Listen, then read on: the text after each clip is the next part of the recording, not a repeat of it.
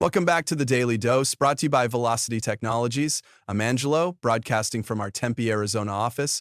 Today's episode is packed with critical insights that every IT professional needs to know. And I'm Nia, joining you from Tucson, Arizona. Today, we're going to unpack the concept of recovery time objective, often abbreviated as RTO. This is one of those topics that's not just crucial for IT teams, but also for business continuity planning. Definitely, Nia. Recovery time objective is a key metric that helps businesses understand how quickly they need to recover their IT systems after a disruption to avoid severe consequences. We're referencing an insightful resource today from Veeam's blog, which provides some excellent strategies for optimizing RTO. Yes, and understanding these strategies can make a huge difference in how resilient a business is when it comes to unexpected disruptions. Let's kick things off by exploring what RTO actually means. The recovery time objective is essentially the maximum acceptable duration that a system, application, or process can be down after a failure or disruption occurs. It's about minimizing downtime to ensure business continuity. Right, Angelo. RTO is a critical component of business continuity and disaster recovery planning. It helps organizations set realistic and achievable goals for system recovery, which is essential for maintaining operations and minimizing the impact of downtime. And it's more than just an IT concern. RTO impacts all business operations, affecting how quickly a company can resume normal functions after a disruption.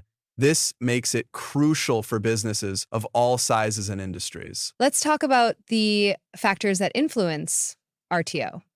First, we have the nature of the business. Different industries have varying tolerance levels for downtime. For instance, financial services might have a much shorter RTO compared to a manufacturing company. Another major factor is the complexity of the IT infrastructure. The more complex the systems, the more time it might take to recover them. This complexity can include the number of applications, databases, and network configurations involved. Additionally, the availability of resources plays a significant role. Resources include both the technical tools available for recovery and the skills of the personnel involved. More advanced tools and highly skilled staff can reduce recovery time significantly. So, how do businesses set realistic RTOs? It begins with understanding the business impact of downtime.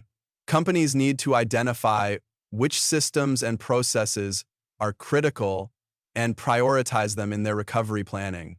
And Exactly, Angelo. This involves conducting a business impact analysis, BIA, which helps in identifying and prioritizing critical systems and processes based on their impact on business operations.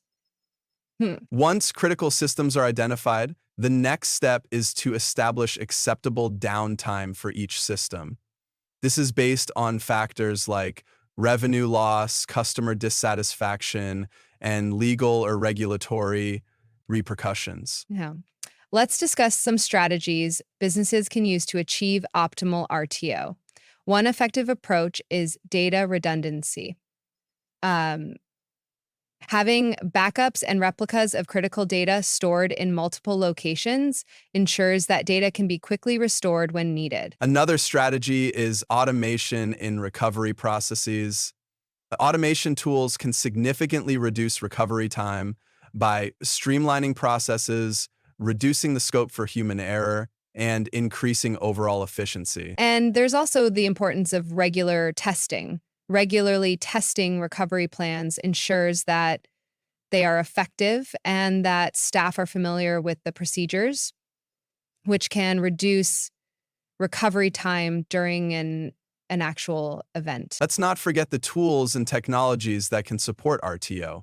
Virtualization and cloud services have become game changers in disaster recovery. They offer flexible, scalable solutions that can be accessed from anywhere, reducing the time needed to get systems back online.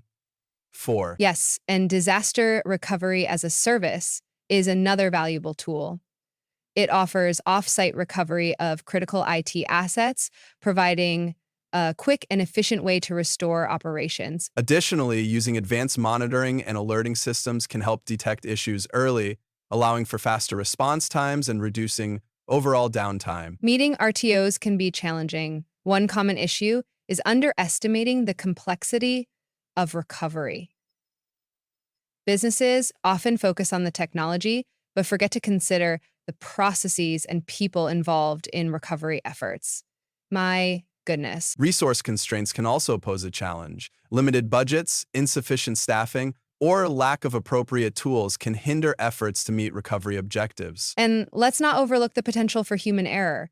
Mistakes during the recovery process can lead to extended downtime, making training and clear procedures crucial components of a successful RTO strategy. To put all of this into perspective, let's look at a real-world example. During Hurricane Sandy, many businesses learned firsthand the importance of a well-defined RTO.